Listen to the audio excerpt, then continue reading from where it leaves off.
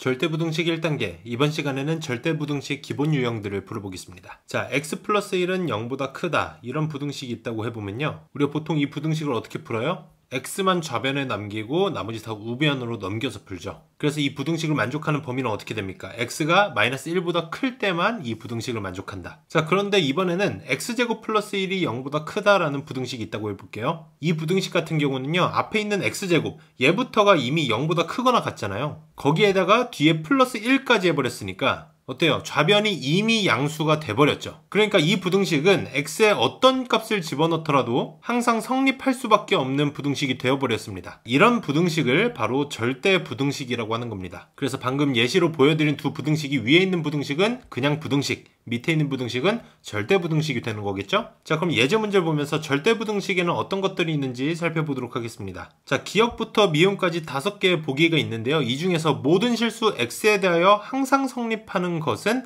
모두 몇 개인지 물어봤네요. 자, 기역부터 미음까지 다 부등식이잖아요. 근데 모든 실수 x에 대해서 항상 성립하는 부등식, 뭐라고 그랬어요? 그렇죠. 절대 부등식을 다 고르라는 얘기입니다. 자, 우리가 절대 부등식인지 아닌지를 판별할 때 가장 많이 이용하는 성질이 뭐냐면요, 어떤 수를 제곱하면 그게 0보다 크거나 같다. 이 성질을 제일 많이 이용하게 될 거예요. 기억부터 한번 이 성질을 이용해서 풀 수 있는지 살펴보겠습니다. 마이너스 x제곱 플러스 4x 마이너스 6, x에 대한 2차 부등식이잖아요. 자, 근데 좌변을 가능하면 제곱의 형태로, 어떻게? 완전 제곱식으로 만들어주기 위해서 마이너스 x제곱 플러스 4x, 그럼 뒤에 뭐가 있었으면 좋겠어요? 그렇죠. 마이너스 4가 있으면 완전 제곱식으로 묶어줄 수 있잖아요. 마이너스로 묶었을 때. 그러니까 마이너스 4 플러스 4, 이걸 사이에 집어 넣어주는 거예요. 그럼 앞에 3개를 마이너스로 묶으면 어떻게 돼요? 마이너스 x 마이너스 2의 제곱, 완전 제곱식이 완성이 되는 거죠. 그리고 뒤에 있는 플러스 4 마이너스 6은 마이너스 2가 되잖아요. 자, 그럼 어때요? 어떤 수의 제곱은 0보다 크거나 같다고 했기 때문에, 근데 그거에 마이너스가 붙었으니까 앞에 있는 완전 제곱식은 0보다 작거나 같다. 거기에다가 뒤에 있는 마이너스 2도 0보다 작잖아요. 그러면 0보다 작거나 같은 거에서 음수가 또 더해졌어요. 그럼 어떻게 돼요? 확실한 음수가 되겠죠.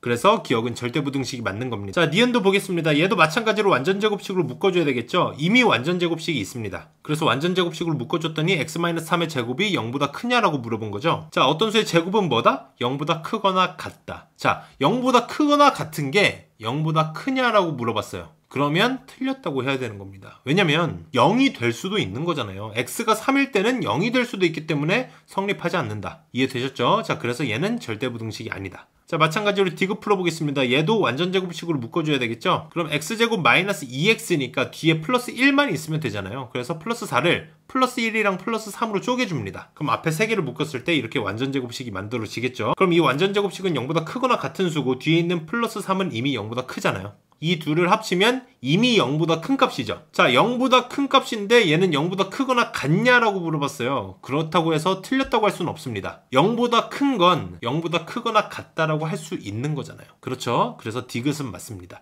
예를 들어서 3은 0보다 크거나 같다라고 해서 틀렸다고 할 수는 없죠. 0보다 크거나 같은 건 맞는 표현이잖아요. 자, 이번엔 리을 풀어보겠습니다. a랑 b가 같은 값인데 둘 다 0보다 작다 그랬어요. 그런 상황에서 ax-b가 bx 플러스 a보다 크냐라고 물어봤습니다. 그럼 x가 곱해져 있는 건 다 좌변으로 넘기고 나머지는 다 우변으로 보내볼게요. 그리고 좌변을 x로 묶었더니 앞에 a-b가 곱해져 있습니다. 자, 근데 a랑 b가 같은 값이라 그랬잖아요. 그래서 이 둘을 빼면 0인 거예요. 그러니까 뒤에 x가 뭐가 곱해지든 일단 좌변은 다 0입니다. 그렇죠? 자, 그리고 우변은 a 플러스 b, a랑 b 둘 다 음수기 때문에 이 둘을 더하면 음수다. 자, 그럼 어때요? 결국 이 식이 0은 음수보다 크냐라고 물어본 거잖아요. x에 어떤 값을 집어넣든지 간에 상관없이 좌변은 0, 우변은 음수가 될 겁니다. 그래서 0은 음수보다 항상 크냐? 당연히 크죠. 그래서 리을도 맞는 겁니다. 절대부등식이 되는 거예요. 이해되셨죠? 자, 이번엔 미음 풀어보겠습니다. 얘도 마찬가지로 x가 있는 것들은 다 왼쪽으로, 없는 것들은 다 우변으로 보내볼게요. 그리고 x로 묶어줬더니 a-b가 똑같이 생기고요. 마찬가지로 좌변이 다 0이 되겠죠. 그리고 우변은 어떻게 됩니까? a 플러스 b가 이제 0보다 작거나 같을 수 있는 거예요. a랑 b 둘 다 0 이하였잖아요. 이해되셨죠? 자, 그럼 이제 다시 한번 해석을 해줘야 됩니다.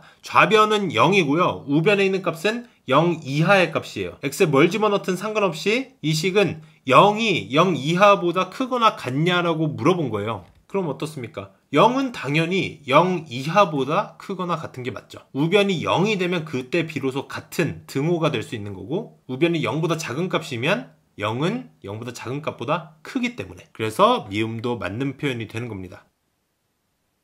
자, 다음 문제 보겠습니다. 가부터 바까지 6개의 보기 중에서 절대부등식의 개수를 물어봤습니다. 자, 가부터 보겠습니다. 좌변에 있는 x와 y에 대한 2차식, 이걸 기왕이면 뭘로 만들어주라 그랬어요? 완전제곱식으로 만들어주라 그랬죠. 그럼 x제곱 마이너스 xy, 여기까지만 봤을 때 뒤에 있는 항이 뭐였으면 좋겠어요? 그렇죠. 이걸 x에 대한 식으로 봤을 때는 x의 1차항의 개수가 마이너스 y니까 그거의 절반의 제곱, 그러니까 2분의 y의 제곱이 더해지고 빼지면 앞에 있는 3개를 묶어서 완전제곱식을 만들어줄 수 있다. 그리고 뒤에 있는 값들도 y제곱으로 묶어줄 수 있겠죠. 그래서 정리를 해보면요, 앞에 있는 건 x-2분의 y의 제곱, 완전제곱식이 완성이 됐죠. 그리고 뒤에 있는 것도 4분의 3 y제곱, 얘도 제곱이에요. 그래서 제곱인 것들은 다 0보다 크거나 같다. 자, 0보다 크거나 같은 값 2개가 있습니다. 그 2개를 더했으면 당연히 0보다 크거나 같겠죠. 그래서 가는 맞습니다. 자, 다음으로 나를 풀어보겠습니다. 좌변에 있는 식을 다시 한번 완전제곱식을 만들어줘야 되겠죠. 그럼 정리를 해보면 x-2분의 1의 제곱 더하기 4분의 3이 되거든요. 이렇게 완전제곱식으로 만드는 거 우리 수학상에서 충분히 연습을 했습니다. 이거 연습이 잘 안 돼 있는 친구들은 수학상의 2차 방정식, 2차 함수 이거 다시 연습하고 오셔야 돼요. 자, 그래서 봤더니 앞에 있는 완전제곱식은 0보다 크거나 같고 여기는 등호가 붙습니다. 제곱은. 그리고 뒤에 있는 4분의 3은 확실히 0보다 큰 값이죠. 그래서 0보다 크거나 같은 값에다가 0보다 큰 값을 더하면 당연히 0보다 큰 값이 되겠죠. 그래서 나도 맞습니다. 자, 그럼 다음으로 다 보겠습니다. 절대값 a 플러스 b와 절대값 a 더하기 절대값 b, 이 둘의 대소관계에 대한 부등식인데 이렇게 절대값 a 플러스 b 그리고 절대값 a 더하기 절대값 b,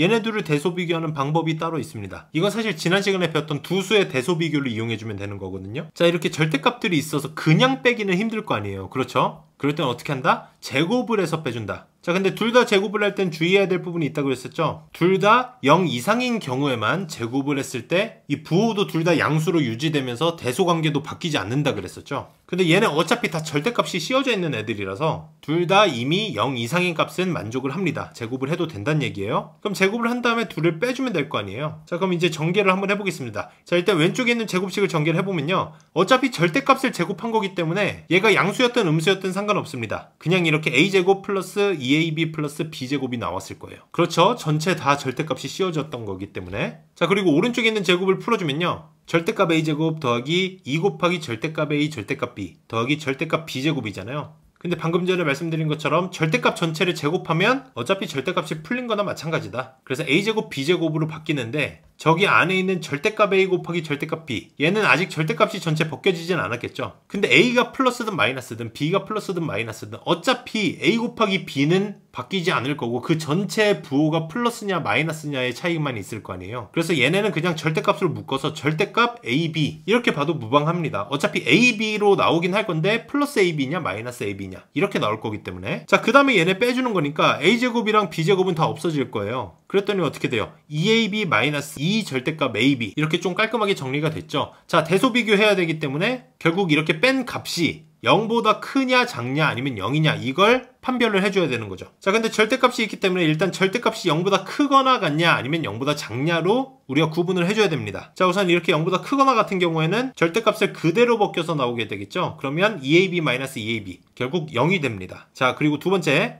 절대값 안에 있는 ab가 0보다 작을 경우, 이 경우는 마이너스 ab로 나오기 때문에 2ab 플러스 2ab 결국 4ab가 되는데요. 여기서 ab가 음수라고 우리가 조건을 달고 나온 거잖아요. 그래서 4ab도 마찬가지로 0보다 작은 값이 됩니다. 자, 그럼 어때요? 1번이랑 2번이랑 합쳐서 보면 얘네들을 뺐을 때 0보다 작거나 같은 값이 되는 거죠. 그렇죠? 그래서 얘네가 결국 다 0보다 작거나 같은 값이 된다. 그럼 제곱했을 때도 대소관계가 이렇게 된다는 건 제곱을 하지 않았을 때도 어차피 앞에 있는 거랑 뒤에 있는 거의 대소관계는 변하지 않았을 거기 때문에 이렇게 뺐을 때 0보다 작거나 같은 값이 될 수밖에 없다. 그래서 얘네들의 대소관계가 오른쪽에 있는 게 더 크거나 같다는 걸 확인할 수 있게 된 거죠. 그래서 다시 문제로 돌아왔더니 어때요? 이 부등호가 똑같이 오른쪽이 크거나 같다라고 돼 있죠. 그래서 다도 맞습니다. 자, 라 풀어보겠습니다. a 플러스 b가 2 루트 ab보다 크거나 같냐. 자, 이것도 결국 대소 비교하는 거기 때문에 여기 둘 다 지금 제곱 모양이 없잖아요. 그래서 실제 대소 비교를 이용해서 풀어주고 싶은 거예요. 그런데 우변에 루트가 있기 때문에 그럴 땐 어떻게 한다? 둘 다 제곱을 해서 풀어준다.